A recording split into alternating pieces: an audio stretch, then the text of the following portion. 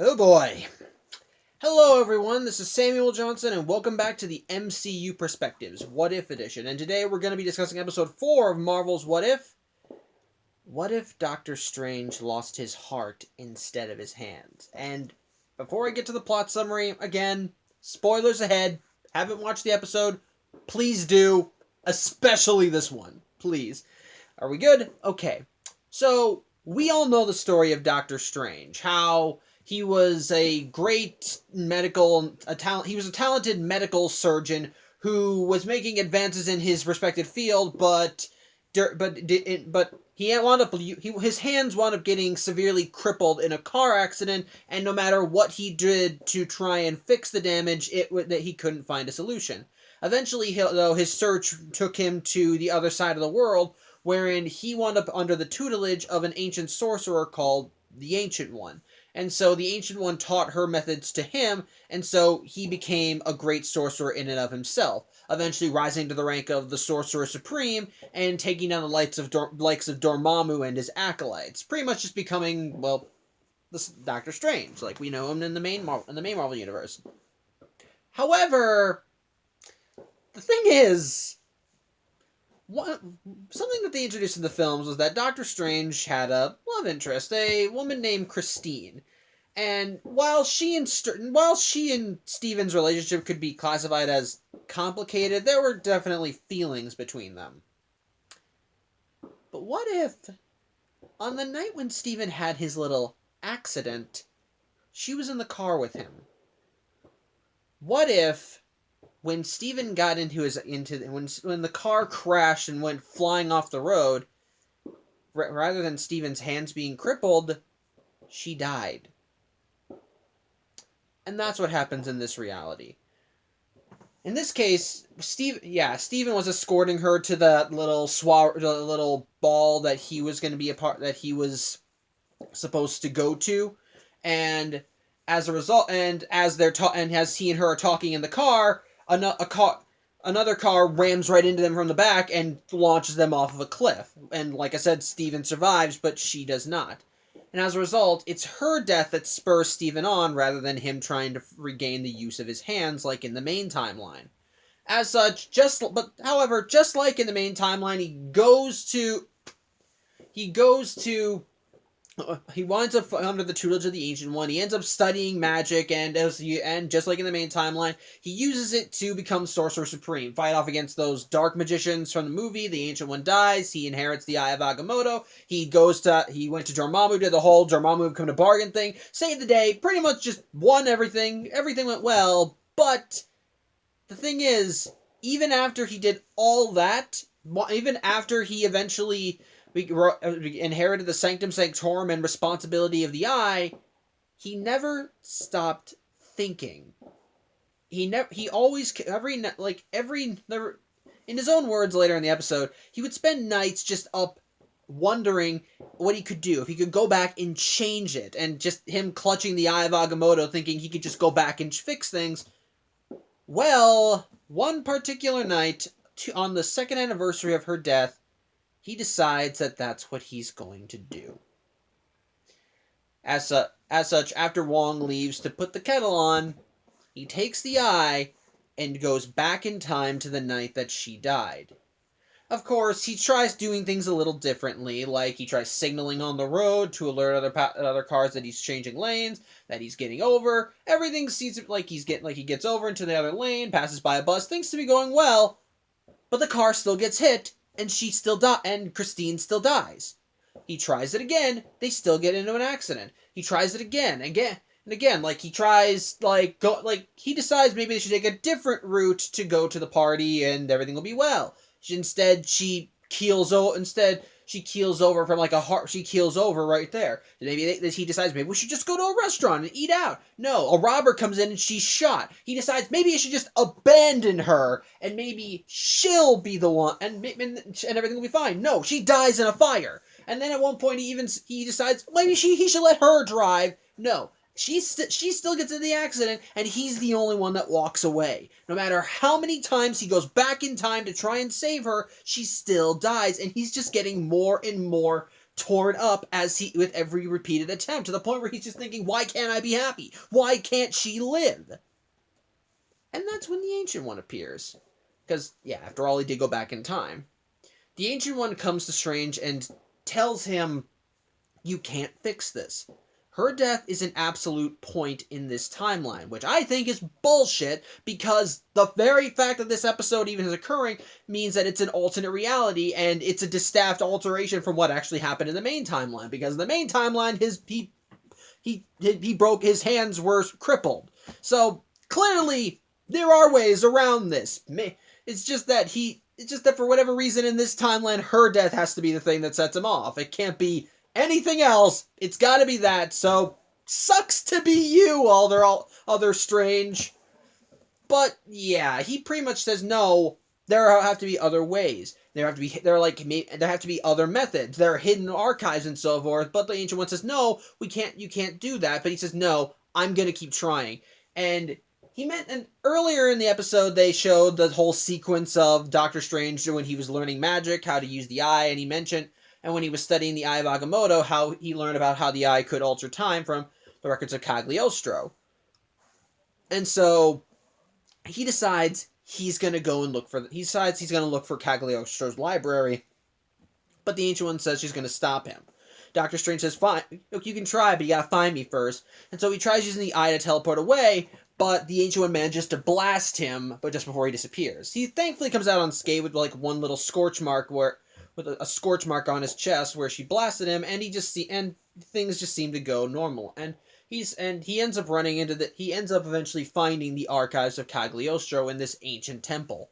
He manages to get in there, and he manages to find the guardian of the library. His name is Obang? I think his name was Obang.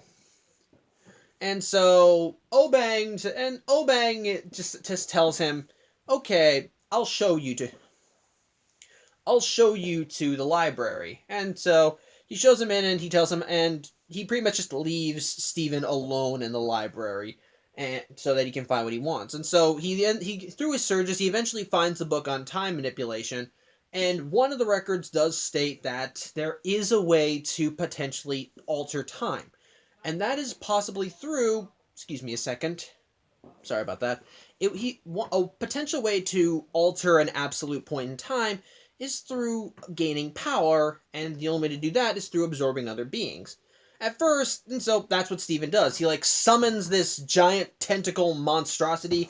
Could be Shumagarath, which was, by the way, the name of the monster from the Captain Carter episode. I did not know that because I know next to nothing about Shumagarath, so sorry about that. And he tries, asking nice, he's like, hey, can I borrow, a couple of your tentacles or something? And the thing just starts smacking him around until he's unconscious. While Obang does end up healing him, he does warn Strange that love can shatter more, can do more than just break your heart. It can shatter your mind. But nevertheless, Steven keeps going. He wakes up the next time he tries this, he decides, you know what, fine. If they're not going to give it to me, I'm going to take it. And so he begins systematically summoning these eldritch horrors from other planes of existence, and just starts forcibly absorbing them. Although in the case of a bug, he ends up just taking its cape and sending it back, because he draws the line of bugs. Again, excuse me a sec.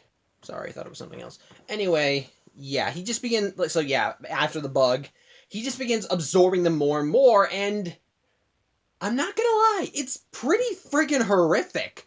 Just seeing him absorbing them more and more, and every time he absorbs them, just for a brief second, he takes on the appearance of what he absorbs, and he just continually absorbs more and more of these hellish monstrosities, gaining more and more power, and the more he gains, the more he craves more, and you can see it taking a toll on him. He's getting worse and worse and worse, but he just keeps going and going. He's getting paler, he's got his outfits turned a weird hue. His cape is now the cape he's wearing, of course, is the one that the other one again, it's the cape he stole from the bug, so it already looks evil. He's just getting worse and worse until he finally works his way back up to the tentacle monster thing and absorbs it too. And, well, by the time he's done, he checks back in with Obang, and it turns out Obang's gotten old. It turns out that Steven apparently, whether consciously or unconsciously, they don't say, he froze himself in there with magic. And for the last few centuries, he's just been absorbing. So he's absorbed like centuries upon centuries of monstrosities into him, adding to his power. And in that time, even Obang has gotten old. He pretty much just tries to tell, and Obang just tries to tell Steven that he tries to tell him that it's fine. I'm dying, because yeah, he's dying. That's just the way things are. Steven says, no, I don't want to accept that. And Obang's like, yeah, I figured you wouldn't, but maybe the other Strange would. To which Steven's like, what are you talking about? It's like, you are half a man living half a life. At which point, they cut back to the night when Steven used the Eye of Agamotto to travel back in time. Only this time, he decides, you know what, the past is in the past, and just drops the eye in a bowl and walks away. And at which point we then see from this other Strange step out of the Sanctum Sanctorum, and he sees the world is dissolving around him. He's of course wondering what the hell is going on, before suddenly an image of the Ancient One appears to him. This is like in her own words, it's a psychic projection that was seeped through a crack in reality from the past. But it's good and it's a close enough representation of the Ancient One. And she explains what happened. It turns out on the night that she confronted Strange when he was trying to fix everything, and she blasted him, what she had done is that she used the power of the eye to essentially split Stephen Strange into two timelines. Both of them simultaneously existing in this reality, which even she admits is a very dangerous thing to do, but essentially, considering what was at stake, she thought it was necessary, especially since what Strange Supreme, as we're going to call him, wants to do is save Christine. And again, that's an absolute point in time. Because of her death in this reality, since her death is what sets Stephen Strange on his path to becoming, Doctor Strange, her death needs to occur. And by undoing that, that causes a living paradox, and no matter how powerful he gets, it's gonna destroy reality, which is why everything is dissolving around the whole. Why everything is dissolving, as such. And the thing is, that's why she split Steven in two, because she thinks that the only one that can defeat him, that the only person that can defeat Doctor Strange, is Doctor Strange. And so, armed with this knowledge, she tells him that he has to go back and stop him. And so, eventually, she flickers out because, again, from a different time period, but Strange realizes that but with this knowledge, Strange and Wong create like a protection spell around him so he can't just be absorbed by his evil half. But once they get it in place, that's when Strange Supreme calls this Strange to him, just as Wong begins dissolving as well. As such, Strange ends up in that same summoning circle that Strange Supreme used to summon all the monsters, and yeah, he's clearly gotten worse. Like, his cheeks are sunken in, his voice is warped, and just wavering and going all over the place. His eyes are red, like, he's just pale, it's clear that he's gone full evil mode. As such, both Stranges kind of get into a verbal tussle because one Strange, the one that was created from the timeline split, is saying we can't save her. The Ancient One says it will kill everybody, and I've seen it. And Strange Supreme is just, he doesn't believe it, not at all. Like, he's saying, no, we loved her. They didn't know her. They don't understand. We had the power to save her. You just need to listen to me. He even ends up using the eye to bring them both back to the night that Christine died, and he continually tries to convince, and Strange Supreme continues trying to convince his other half that he has to let him absorb him, that once they become one, their powers will allow them to undo this, to fix her. But again, Steven tells him, no, this will cause everyone to die. Everything will go. But Strange Supreme ain't listening. In fact, he thinks he's lying, and it finally gets to the point where Strange Supreme says, fine, I will just take it. And so it begins to, and we get an admittedly awesome fight scene between Doctor Strange and Strange Supreme. We see that Strange Supreme has gotten more powerful, but at the same time, it's two Doctor Stranges going at it. Both of them with almost equal amounts of power, though, like I said, Strange Supreme has all these creatures absorbed into his body, and so he's able to use their abilities to counter anything Strange does. At one point, they even send their capes and they get into a tussle, but both of them are being creative. Like, we see laser blasters flying, there's different forms of magic shields, all these different lasers. It's just so damn awesome, and how I'm describing it is not doing it justice. You just have to see the episode, but it is a really damn awesome fight scene. Even if this isn't like the main universe Doctor Strange versus like his evil doppelganger, though it kind of technically is it's still so fun to see these two Stranges just going at it with all their magic powers, and just it's awesome, and I love it. Unfortunately, though, like I said, Strange Supreme is more powerful. And while the good doctor ends up putting up a good fight, little by little, Strange Supreme wears through the protection spell that he and Wong created, and even winds up destroying Doctor Strange's cape, which I thought was a little heart-wrenching. And eventually, he manages to just dispel the last part of it, and Strange just tells him, no, you'll destroy everything. And then Strange Supreme absorbs his other half. And with his absorption, Strange Supreme all the various forces in Strange Supreme coalesce, and he just mutates into this giant amalgamated demonic monstrosity. And so from that, he looks to the car where Christine is, raises it up, and he uses his powers to revive her. She allowing her to float into his arms, and he just holds her, and he just says, Christine, you're okay? Are you okay there? And Christine ends up waking up, and he tries telling her, it's fine, it's me, it's Steven, but of course, she has the realistic reaction when seeing a giant monster as, what the hell, get away from me, this isn't real. And while he does try to convince her but he tries to say, no, it's me, it's fine. As she's crawling away, she begins to dissolve.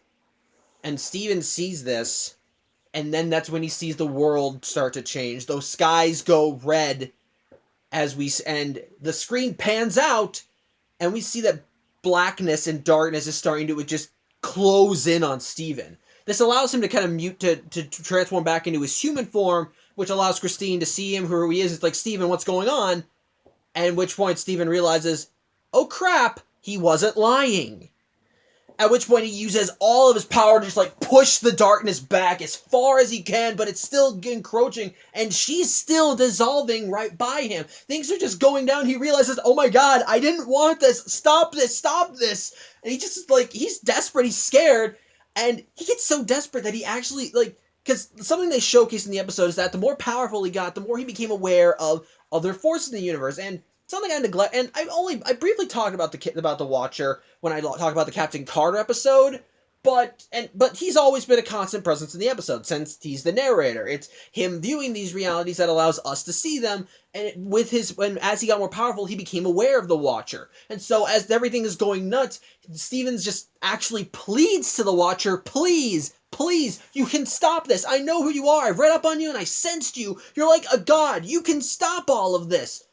But the Watcher says he can't. If he could, how could he do that? He knows the ramifications of screwing with time, and which Steven didn't. And Steven's like, no, it's like, please, I don't want everyone else to suffer. Punish me if you want, but not everyone else. And the Watcher just tells him, I would if I could. I would punish you and to save the world, but I don't have that power. I can only watch. I cannot interfere. Which when he fades out of the universe, and just Steven is doing everything he can to hold back the darkness, but it closes in. This world, this reality, is erased. And all that remains of it is a single crystal orb of magic. And inside is the deformed Strange Supreme as he holds Christine in his arms. She begins dissolving away, just like the rest of the world. And the last words she says are, Steven, what did you do? And she's gone. And Strange Supreme is left sitting there, alone, as he cries into his hands, now trapped in a prison of his own making. It is perfection. And that's what I think this episode is. Pure, tragic perfection. I mentioned when I talked about the previous episode how I didn't like the ending with Loki just coming in and taking over the world. Because I thought it was stupid that they worked so hard to find the killer and finally caught them, only for Loki to just come around and say, okay, you know what, I'm just going to take over now because no one's here to save you guys. This time, and one of the reasons I think that sucked was because it just felt just out of nowhere. It felt like it didn't add up to the rest of the episode, just come out of nowhere, which again, it made sense for Loki, but it's just like, why? Here, however, this was a perfect build-up.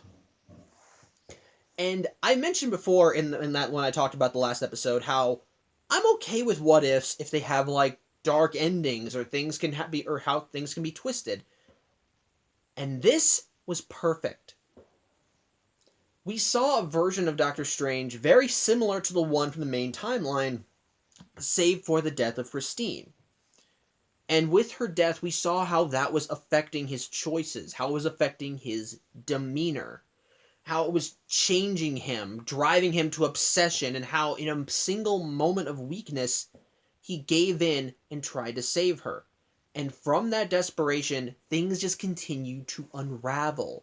He continued absorbing and gaining more power, blind to what it was doing to him. And by the time he had absorbed enough power that he could save her, he didn't see what he had become and what this decision was doing.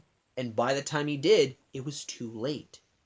His own hubris is what ultimately led to the world's destruction.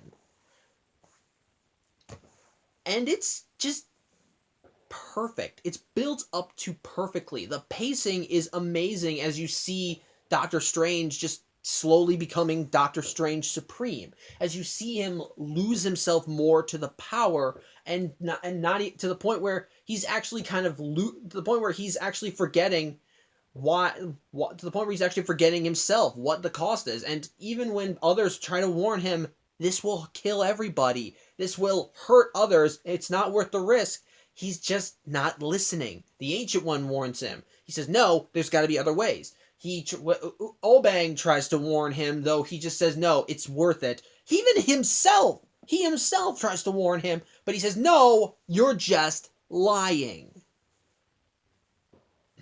The ending is just perfect. It's perfectly built up to, and just so jaw-dropping. Seeing him sitting alone in a black void of what used to be his universe. All alone because he couldn't let go. It's just so tragically beautiful. And I think it works out so well, too. Like I mentioned last time, I'm perfectly good with episodes that have tragic endings. And but what makes this one even better is that this is the only one so far in What If that's in the series in this show, I mean, where things didn't work out. Like, we had hope. Like when the Ancient One split Strange in two and the other Strange fought Strange Supreme. That was, for a brief moment, we thought the good guy will win. The good version of Strange will prevail. But even with all of his power, he couldn't beat him. And seeing everything die just because of and even his desperation in the end, I think, was perfect. And by the end, he's a broken man. No matter what he's done, no matter how hard he fought, in the end, he's alone. And it's all his fault. And it's just so well executed. And I love it. It's so amazingly beautiful. It's so tragically beautiful. And it's just perfect. I love it. And even then, and of course, the rest of the episode, even with that ending, there's still a lot to love about the episode. I'd still call BS on the whole that Christine had to die thing, like, because they say it's an absolute point in time, to which I respond with, again, this is what if. The whole structure behind these episodes is that such events are not set in stone and that they could have gone in different directions. And so they couldn't just say, oh, yeah, she didn't have to die. You could have just gotten yourself injured or something. Or no. I suppose, like, wasn't that what the TVA was doing anyway? Snipping the branches? Like, they couldn't snip this? Like, was this just one of those timelines that took care of itself? Actually, that'd be kind of hilarious. Actually, that would kind of make a lot of sense. But again, but at the same time, that's kind of, I still think that's BS, but again, there's still a lot to love. There's still plenty of humor, even when Strange Supreme is slowly going off the deep end. We see plenty of somber moments where people do kind of just try to dissuade him, and seeing him just slowly lose himself. Because even in his descent, you see shades of the original Doctor Strange in there. When he goes to the temple of Cagliostro, and he's talking to Obang, he's still talking like you would expect Doctor Strange to be, even before, even when he absorbs all the creatures, he goes to Obang, and he's just like right there by his death, and it's like, no, you can't die, I can help you. Like, there's still shades of the good man in there. It's just that it's buried under his obsession, and he doesn't manage to break through until, like I said, he kills everything. It's just so poetically, it's just done so well. And again, what I think another thing that really was awesome, the Doctor Strange battle. Like, that was awesome. Like, when I saw previews of the episode, I thought that, like, Strange Supreme would cross over into the main MCU timeline. And then the main universe Doctor Strange, or the MCU Doctor Strange, would duke it out. And while that does not happen, it's still so awesome to see both versions of Strange duking it out, using their powers. Even when the good Doctor Strange loses in the end, it's still so awesome just seeing them fight side by side, and stuff like that is why I love parallel universe stories, or dark doppelganger stories. Just seeing the good version of the character fight the evil version, seeing them both evenly matched and being able to counter one another. It's just so damn awesome. Even if this wasn't the main MCU Doctor Strange that was fighting Strange Supreme, it was still so cool to watch. But again, what makes the episode great is the ending. The ending was built up to perfectly over the course of the episode. We saw Strange Supreme's descent into madness as he became more obsessed with power. And by the time he finally got what he wanted, by the time he was able to finally save Christine, at that point it was too late. His actions had doomed everyone, and even as he was pleading and begging to fix everything, to undo his mistake, it was too late. It was perfect, in my opinion. Like, it was just a perfect tragedy. And by the end, it made me just go, what the hell? Hence my reaction when I started this video. So, yeah, did I like the episode? I did. Now, again, in terms of personal preferences, this is not my favorite what if. This is not my favorite what if. In my opinion, like, this is probably because I always prefer having happy endings, and so far T'Challa is still probably my favorite because that was just damn fun while showcasing just how radically different things could be. But this one, in my opinion, I think was still executed really well. Built up to perfectly, showing how the Divergence changed Strange enough so that he would go off on this path, but at the same time still kept him the same so that he resembled the Doctor Strange that we know from the main timeline. I liked seeing how his obsession continued to grow, and I admit, I feel like it would have been cooler if we had seen him maybe fight the main universe timeline instead of him getting split in two. But at the same time, it still allowed things to go down this dark path while also allowing us to have that dual Doctor Strange fight, which, like I said, was friggin' awesome. So yeah, I guess if I had to list a flaw, I could say maybe the double Doctor Strange was maybe unneeded. They could have just had the main timeline Doctor Strange intervene. Like, maybe he becomes aware of the multiverse and that there's a reality where Christine survived, but he still became the Sorcerer Supreme. Like, maybe he could fight for that reality, but learn that in the end it doesn't. But in the end, that's still unattainable. But then again, he did absorb the other Doctor Strange, so maybe that wouldn't have been a good idea. Or maybe he could release the main universe Doctor Strange before his universe ended, like have that be his last heroic sacrifice. I don't know. I feel like that was I don't know. The timeline split I felt did feel a little unnecessary, but overall though, this is still a really good episode. It's dark, it's tragic, it's built up to perfectly. It's just awesome. It's just a damn tragic, poetic masterpiece, and I highly recommend it. It's just fantastic. So, yeah, that's about it. Thank you for watching. I'm Samuel Johnson, and unless you live in that world, I hope to see you next week. Take care.